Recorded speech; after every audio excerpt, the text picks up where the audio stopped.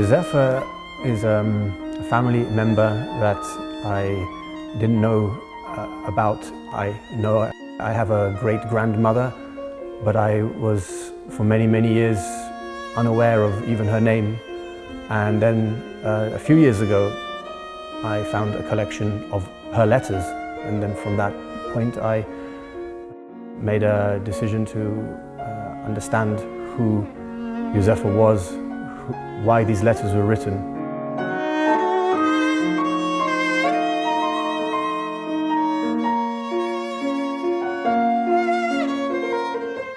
Бачу, як сходить і заходить сонце. Бачу, як вечоріє, сходить місяць і ладні вечірні зорі. А де ж моя Яночка з ладною усмішкою, що мене так тішила? And Józefa was 76 years old when she was put onto the train and then sent to Kazakhstan, and she was a mother of 6 children.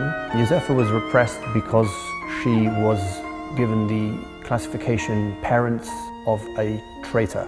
So her son Aloisi was in the Polish police force and sent to this remote location in North Kazakhstan, Aktyubinsk.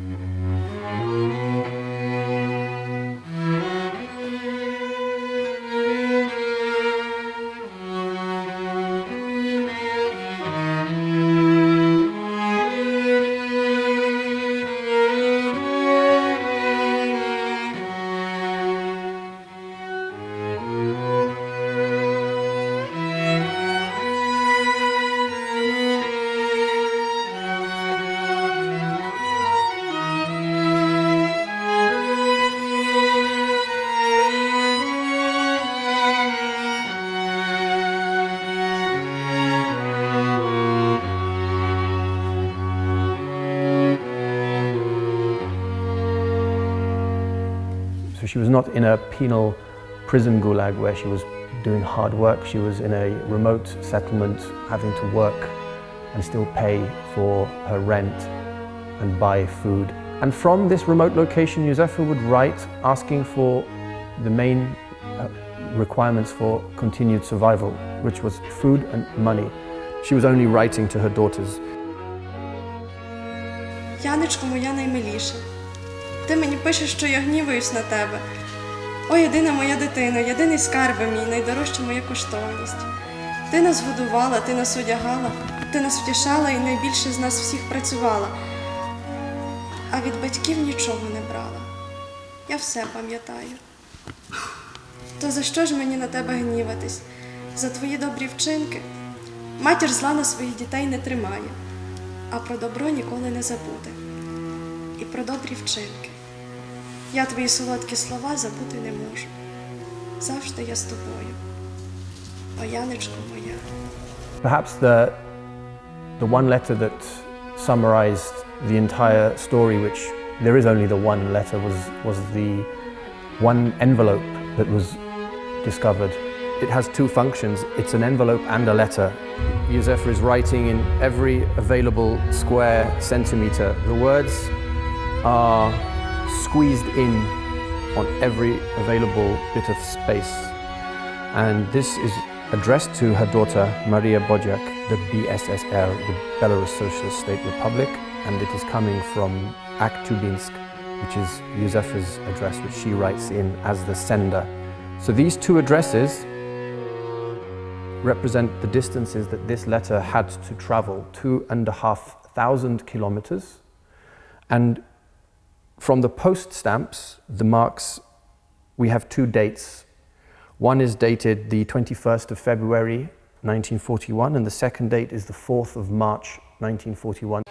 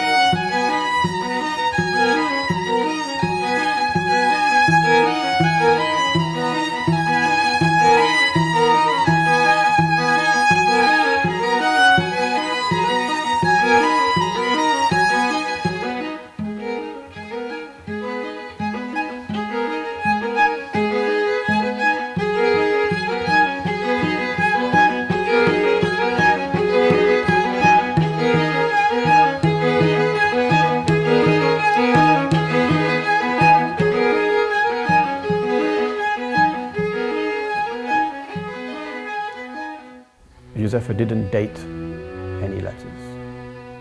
So we've had to judge the letters of what we think was the order in which they were written, based on the content and the topics that are being talked about. So the earlier letters, she writes about her return and not to sell anything because she's going to come back and she will need them for when she returns. She was still very much organizing the family. As the letters carry on, the tone changes and she doesn't think that she's going to make it back, and then it becomes a different set of letters of that she's losing hope. Вандю, якщо забудете про мене, буде мені тяжко. Але зобов'язую тебе, татуся та Пьотричка, моїх наймиліших, і в найбільших муках не забувати. І це моє прохання завжди має лишатися з тобою. А якщо ти зараз його згубиш, то після смерті моєї сумління в тобі пробудеться. Ще раз прошу докласти зусиль, щоб мене до вас повернути. Вандю моя, образ твій закарбований в серці моїм назавжди. Незважаючи на те, що забули мене. З великим болем на серці закінчую свої сердечні слова. Щиро любляча матір. I would think it's fair to say that those were probably the last letters, the ones in which she is making the strongest claim for help, the strongest cry to her children not to be forgotten. А що моя Ванда може? Я тебе більше від всіх любила, і добру відплату тепер маю. Гелічка, вона така сирота з малими дітьми. І за помешкання платить, і за опал, і та 2 посилки надіслала, і маю від неї 180 рублів. А ви за помешкання не платите, і дітей годувати не треба, і 500 рублів маєш. І вам байдуже, що матір на чужині, далеко в Сибіру, поміж скелястик і високих гір, і вихорів страшних має погибати без крихти допомоги. Голодна, холодна, а мою Вандю ніц не обходить. Дивно мені, що тобі сумління дає спати, але, мабуть, сни твої страшні. Там і крики, і бурі, і ліси валить, тим виттям пагорби до тебе кричать, жалібно голосять. Рятуй свою матір. And then the letters stop.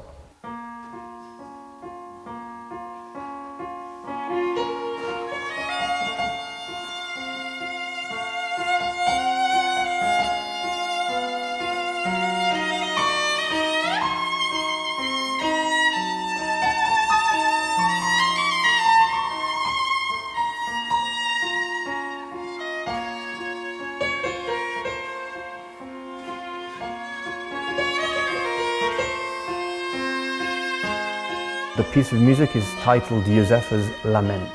Lament is a word with a meaning associated with an emotional or crying out response to a situation. The lament is in Józefa's letters and it's in the music, and they are connected by family members.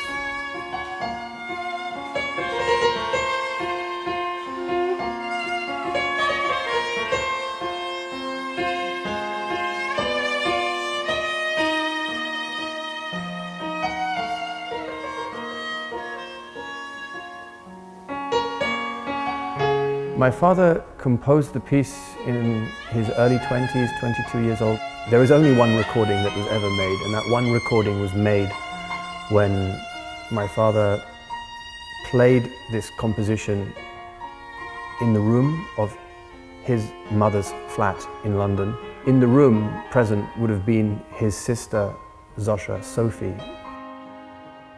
1972. So he would play this composition on his mother's piano, and his mother is Józefa's daughter. He is Józefa's grandson, and Józefa's granddaughter is in the room recording it. And then this recording gets put into a bag and effectively lost and forgotten about for the next 43 years.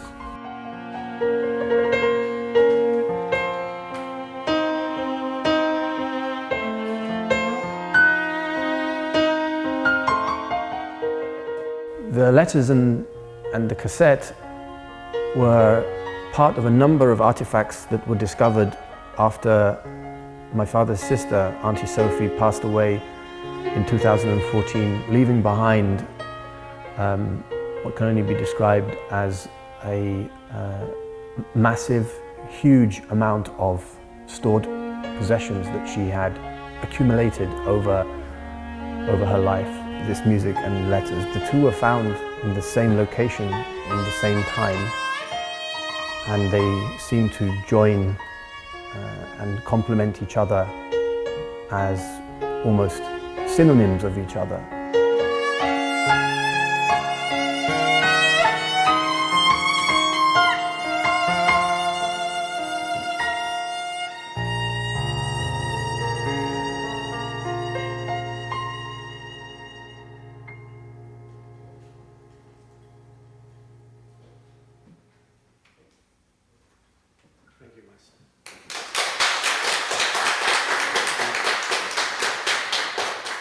When I started making the research and the history, I realized it's not such a personal story because it's the story of so many people. So the performance is trying to summarize the research and the expressions of this research so far. These are some of the more specific reasons why Józefa was removed from her homeland. And that then is the legacy of how we think about what these effects are when these huge egos are locked in battle for some new world order.